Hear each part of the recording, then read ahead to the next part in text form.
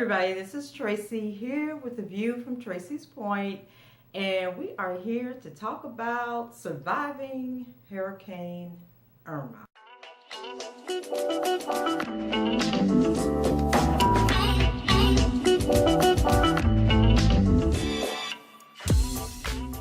So, I have lived in St. Petersburg, Florida all of my life, and you guys know my birthday was September 3rd. I turned 53 years old, and I believe this was the first hurricane that I had ever experienced. We've had tropical storms that have, I think I've experienced maybe 2 tropical storms, and we've had hurricanes that kind of like went around us and by us, but we've never had like a true impact of a hurricane before. So I didn't know what to expect. I live in, so they have evacuation zones, and I live in the evacuation zone C, even though I live really close to the water.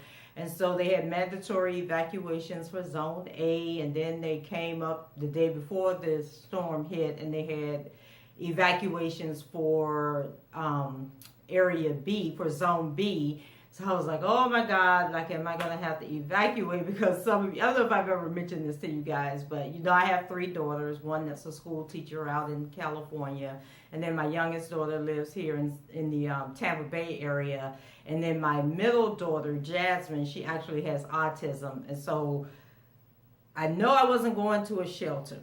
So I was really monitoring the news and everything, because there was no way in God's creation I was going to go to a shelter with her. And so the game plan was, my mom lives in a no evacuation zone. So we were going to go, if things got really bad and we had to evacuate, then we were going to go to my mom's house. But as it turned out, we didn't have to evacuate. And the scariest part of the whole hurricane is, one, not knowing what to expect, what's going to happen, because you know they give you this round the clock news coverage of all the horrible things that could happen, you know, talking about how the water was going to be sucked out of Tampa Bay, and then when it comes back, you know, it could be flooding.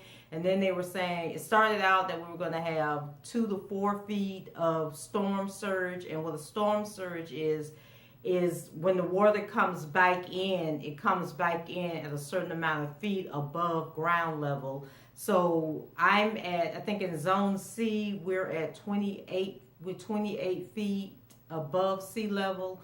So then when the surge comes in, then we could have gotten 2 to 4 feet over that, you know, coming over the ground. It could have come into, you know, the neighborhoods, because it comes back at such a force. And so then it went to 3 to 5 feet. Then right before the storm actually hit, it was, oh my God, you know, Tampa Bay could get up to 8 feet of storm surge. So I'm like, oh my God. And if you've never had somebody that is totally dependent upon you, you don't know that level of fear that you get. Like, what will happen if I can't get my baby out of this house? Like, we get stuck somewhere, because I can fight and fend for myself, but when you got somebody else that you're trying to get to understand, like, come on, we got to do this, and then if they get afraid. But one thing I can say about my baby, I think she does trust me, and she knows that I have her best interest at heart, because, like, I can remember when she was growing up, how I would try to give her medicine, try to take her to the, well, not to the doctor so much, because when she would get to the point where she had to go to the doctor, I think in her mind, she really knew she was sick and she needed to go to the doctor. But just trying to get her to do certain things on a normal day, she'll fight. But then when she knows it's for her best interest, you know, she lets her guard down and she'll let me do. So I was just hoping and praying that if we had to flee, that she would understand that Mama had her best interest at heart. So it was just like the wind. So aside from that fear of not being able to protect her, then the second greatest fear is the wind. When I tell y'all, that wind was whipping and the trees was swaying back and forth, and I was just like, oh my God. And so, you know, just going through the day, and the winds are like picking up, you know. So I've lived through, you know, 30-mile-per-hour winds. That can happen with a typical really bad thunderstorm every now and then. And like I said, I've been through tropical storms before where the winds have been like 50 miles per hour. But now we're talking about winds over 100 miles per hour. And I'm just like, oh my God. And then the guy that lives behind me, he, like, all along the property line are these I can't even call them trees. I guess they are trees at this point, but they're basically weeds. And if you have weeds growing in your yard and you don't tend to those weeds, they can grow up to be trees. So he basically has 40-foot high trees that are about this big around, that started out as weeds, and now they're like 40 feet tall. And so these things were like bending over and swaying, and I'm just like, Lord, please don't let those things fall and break towards my house.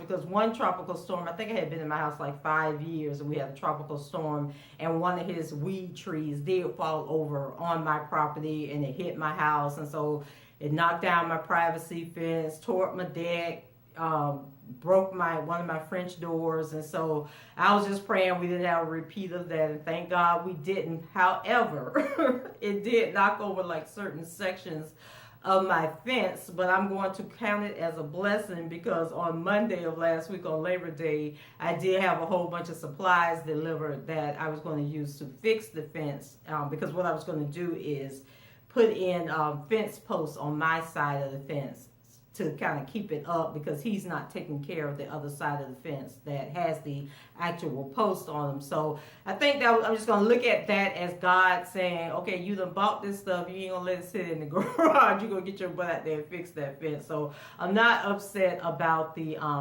fence going down. So on Sunday morning, one of my Facebook friends, she started a post where she tagged a couple of us in it. And she was basically like, since we're stuck in the house and we can't get out, let's start church service. So we had it was really fun. It lasted for about 2.5 hours. And basically, we were kind of like mimicking the Baptist church, where you open with a hymn and then A and B selection. And then we went into praise and worship. And then everybody started posting like their favorite songs, kind of relating to the storm and what was going on, like I've been in the storm too long, and Peace Be Still, all these old, gut wrenching, like when you need the Lord to come and see about you real soon type of gospel songs.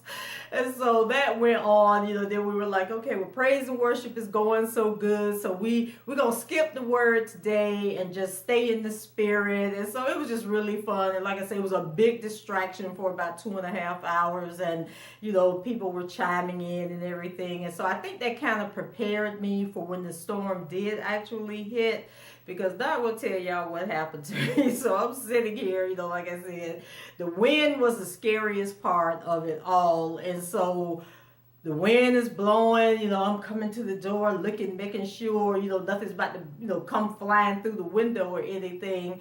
But then when nighttime came and it got dark and I couldn't see outside to see if something was like coming at the house that was going to break down the door or break through the glass panes.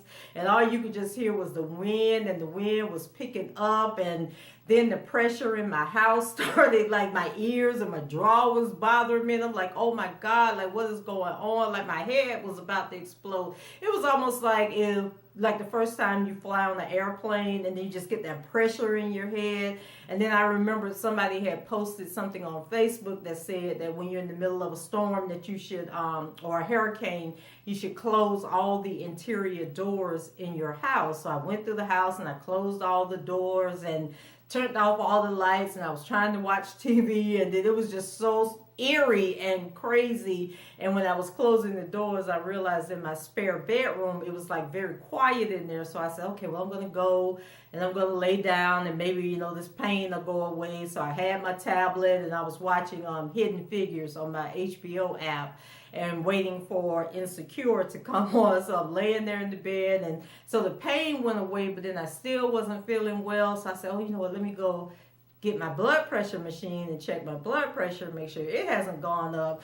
And so I go in the room and get the blood pressure machine. So I had some plywood because I need to work on this subfloor in my living room. And so it was the plywood, and then So it was 7 sheets of plywood, and there was another stack that was cut specifically for the floor that I'm putting in. And so where I put the plywood, it was a chair, so I had to move the chair.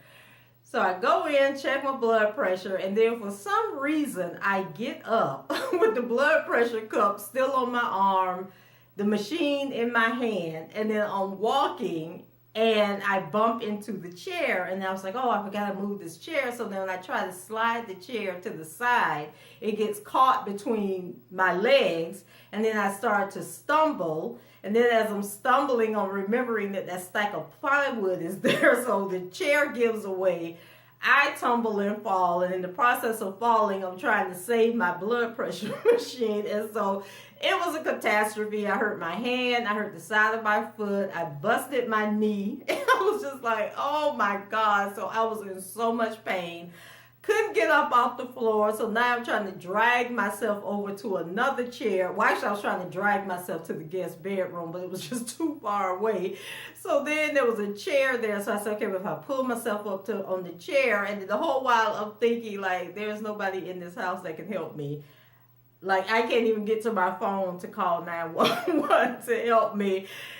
If I call my daughter Jasmine, she probably just gonna come in there and try and give me a kiss. She ain't gonna know to call 911 or anything. I'm like, oh my God, maybe I should have gone to my mom's house. Like, what am I gonna do? So I sat there in the chair until the pain in my knee subsided. And then while I was sitting there, I was thinking, you know what's wrong with me is the fact that I have not eaten since yesterday. So I was going on fumes at this point. So now I got to like get myself up, get in the kitchen, find something to eat, and then go back in the room. And at that point, I was like, you know what, I don't even want anything to eat. I think I fixed like a sandwich or something and got a bottle of wine and made my way back into that bedroom. And I was watching Insecure, and I didn't know what the heck was going on Insecure. And next thing I know, I was asleep, and it was, I think when I woke up, it was like 5 o'clock in the morning, and I had made it through the storm, and I was like, thank you, Jesus. So I didn't lose my power. A lot of people in the city I live in lost their power, and there's like millions of people across the state of Florida and Georgia who are without power. So the power companies are working diligently to get the power back restored. And so as I was saying earlier, I was going to go to my mom's house, in case we had to evacuate. Well, it turns out that my mom, even though they were in a no evacuation zone, they lost power. And so they ended up coming over here, staying for, a few days. So it was nice having them around, my sister and my niece and my little nephew that my sister was taking care of. So they were all here since Monday, I think, and then they left yesterday. Their power was restored on yesterday evening. And then what else was going on? Oh, and then I thought this was interesting. You know how, and I know I have lived this in my lifetime when there's like a catastrophe or something going on, and how the men in the community will come out and, help like the single women, the elderly, and that type of stuff. I didn't see any of that going on in my community. I mean, it may have happened in some places, but I haven't seen any widespread, I haven't seen any of that really taking place. Like, people are helping their, immediate family restore. And then I thought it was interesting that the guy that lives, we have a new neighbor that's a few houses down from me. And so the lady that lives next door to him, she's I think she's Hispanic, but anyway, she's been gone. I don't know if she found a boyfriend or something that she's staying with, but she has been gone from her house for a few months now. Like, she'll come over and do stuff in the house, but for the most part, she hasn't really been staying there.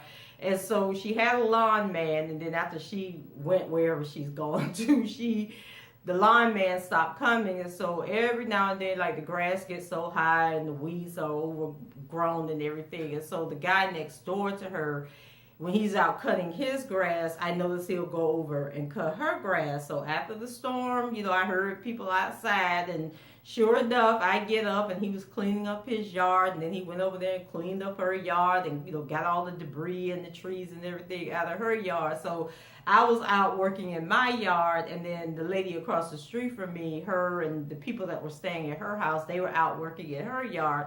And I just thought it was so funny, like, you're over here helping this woman clean her yard, but you ain't gonna come help the sisters or even offer to help the sisters. And then I got to thinking about that harder, and I was thinking about like relatives. Like, do like your brothers, your cousins, your uncles, like do relatives anymore, do they help each other? Like I know I didn't get any phone calls from any of my relatives who, offering to say, hey, cuz, do you need any help? We can come over and help you board up your house or anything. Or even male friends, no phone calls, no offers of assistance. And I'm just like, how did we become that way as a community where, the men no longer look out, for the women and that type of thing? And just, I don't know, I just think it's kind of really sad. But then my heart was uplifted a little bit today because I saw a story on the news where this church had called in their members, but it's a church over in Tampa, and they called in their members, to volunteer. So they ended up with 150 people who came out. They had like a little prayer service, and then they went out into the community and they were cutting up, tree limbs and getting rid of debris, and then delivering products to people who are out of power. There have been a couple of organizations, around town that have set up centers where they were going to feed people who are without power so that they can have a hot meal. The YMCA opened up so people could come in and take showers, charge their cell phones. I think they might have been giving them food, also serving lunch. And I thought it was interesting. Not too many churches I haven't heard of. I think one church in St. Petersburg, which was First Baptist of St. Petersburg, they did open up so people could come in and get air conditioned, charge their phones. But like in the black community, which was impacted probably the worst at all the other communities, none of the churches have opened up. Maybe one or two preachers. I think one preacher, because I don't want to be wrong about this, that I did see a Facebook post where one preacher did. He had a guy who sells barbecue, and he had that guy come out and they did feed people. But the churches as a whole, the church that I used to work for, and y'all guys know that I'm writing a book about that church. So they put out a e-blast saying that they were going to open their church as a shelter to their members. So if you were a member, that you could come to the church. And I'm just like, really, is that what we doing? Like, you're in a community that's one of the poorer communities in the city. Shouldn't you be open your doors? Well, first of all, let's go back to the Joel Osteen issue. You shouldn't be opening your church at all if you have not contacted with the emergency management people to become a shelter and become trained and make sure you have enough volunteers, food, that you if you have a power surge, you got generators and all this stuff that can restore power.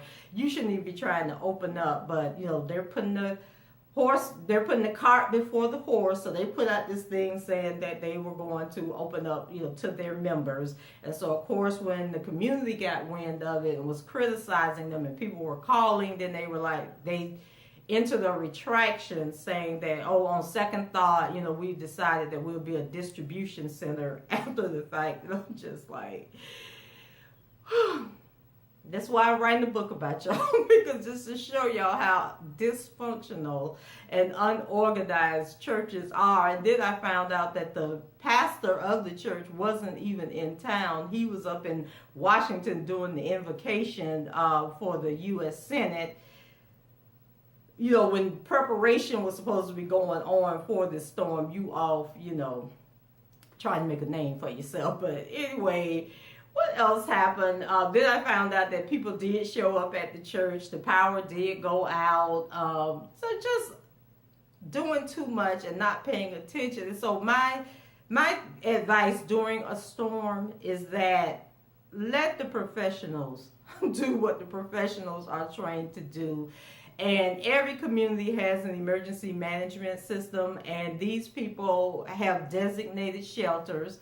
They have trained volunteers. They have the money to ensure that there's enough, supplies on hand, that there's food on hand. They can instruct people which way to go. Because if you're trying to open up your own shelter, what if a tree fall on your building? What if the wind knocked the windows out? There's so many things that can happen that people don't think about. And then one interesting question that came up on the news when the storm was hitting is, where do sex offenders go when there's a storm. And that was like something I had never thought about. And then some shelters don't allow sex offenders to come. And then I found out some places say that they have to check in with with the jail or something, and they can go to the jails. Or it was just so crazy. And then and I think the whole story was about one county had a shelter set up, or a certain part of a shelter where the sex offenders go, and then they have police there, and they have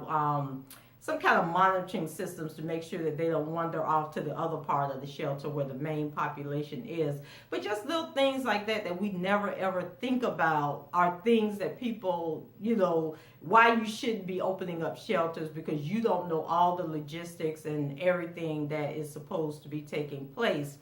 And then what else? I think I talked about the power outages. Here it is Thursday, and in our area, there are still people without power, and Duke Energy, which is our power company, they're guaranteeing that by midnight tomorrow night, everyone should have their power restored. But I can only imagine like how horrific it could be. And I'm thinking again with my daughter, if my power went out and it was just me, I wouldn't have a problem.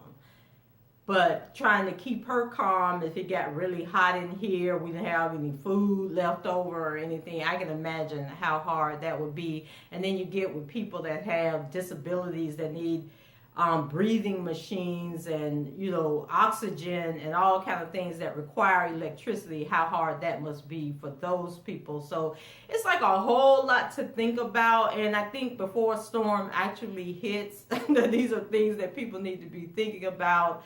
And even as we've gone through the storm, like what would you do different? I think somebody on Facebook had posted, what would you do differently now? And, people saying that they would take it more serious. They would go out and buy a generator just in case, the power, because when the power went off, and add to that, learn how to use the generator, because we already had cases where people have died because they had the generators inside the house, and you should never, ever, ever put your generator inside the house because you can die from carbon monoxide poisoning. So the generator should always stay outside. Having enough cash on hand in case you have to leave, keeping your gas tank full, because that was a big issue when it was said that the storm was coming. Gas was a monumental issue because people ran out, bought up all the gas, and then you had to keep waiting for the gas truck to come back. People were sitting in lines for hours trying to buy gas. The grocery store, people I wanted a peanut butter and jelly sandwich last Monday, and this was before the store was anywhere near us.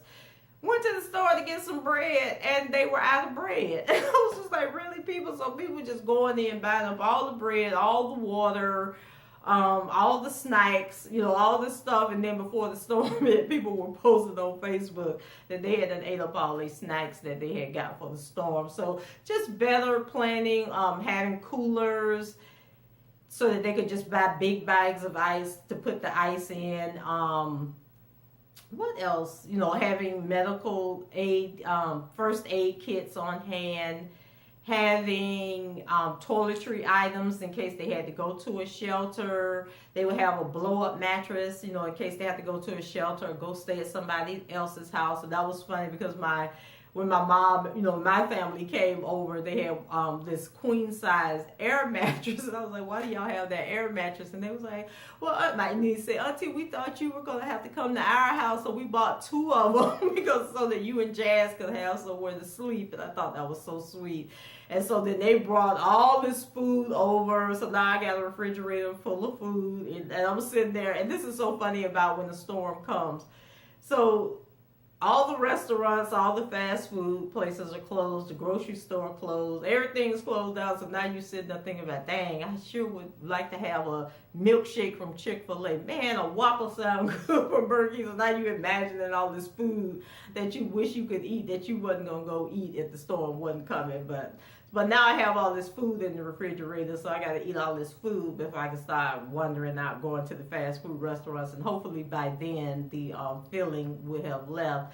And then I think the last thing that I'll talk about is politics. So I was sharing information on my Facebook page about people that, are serving food, they're getting the food truck. And food trucks are a blessing during the storm because you can get the food trucks in to serve food to people. So different politicians, we're in the political season where we have a mayor's race and a council seat, several council seats up for grab. So I had posted, the former mayor is, he has a food truck that's coming to this location, and now he's doing like FEMA workshops for people to apply for FEMA assistance. And then people, want to come on my page and, talk about, oh, I would never eat his food, or I wouldn't do this. And I'm like, okay, right now, can we put the politics aside, because it is about helping people who don't have power, who haven't had a hot meal in days, who can't take a shower, or they have to take a cold shower. So anybody at this point, I don't care what you represent, at this point, if you are willing to help the people, then we need to help. Just like our governor. I can't stand our governor, but he used his connections with Donald Trump to get assistance into Florida and to get more money into Florida, to get more power people into Florida, to get gas into Florida when the gas stations were running out of gas. So yeah, I'm going to commend him for doing his job and for having the hookup and the connection. I'm not going to vote for him when he runs for the U.S. Senate, next year or whenever his term is up. But I am grateful that he had the authority and the discernment, and he did his job, as we would expect the governor to do. So, I think during time of crisis, you got to put the politics aside, put the feelings aside, and if somebody has the connections to get help into the community where the help is needed the most, then we should be grateful for that. And I think that was it. So I survived Irma. I am going to get caught up on all of my recaps because I got so behind, and I posted about 7 recaps on Saturday. And I'm going to try and get the rest of them up by tomorrow evening, so just bear with me. And then a new season of television is coming in, and I am so grateful because I think part of the reason I got behind was because I was losing interest in the shows that were coming on. So that's it for me, guys. If you were impacted by Hurricane Irma, I hope everything is restored in your life and that, you've been made whole again. If you're still without power, just hold on. Help is coming. And if you were not impacted by Hurricane Irma or even by the floods in Houston, if there is something you could do to help those in need, please find it in your heart to do so. So that's it for me, guys. I shall talk to you later, and I will be back with those rest of those Insecure, Power, Greenleaf, being Mary Jane, all the recaps for the past 7 days. Talk to you guys later. Bye-bye.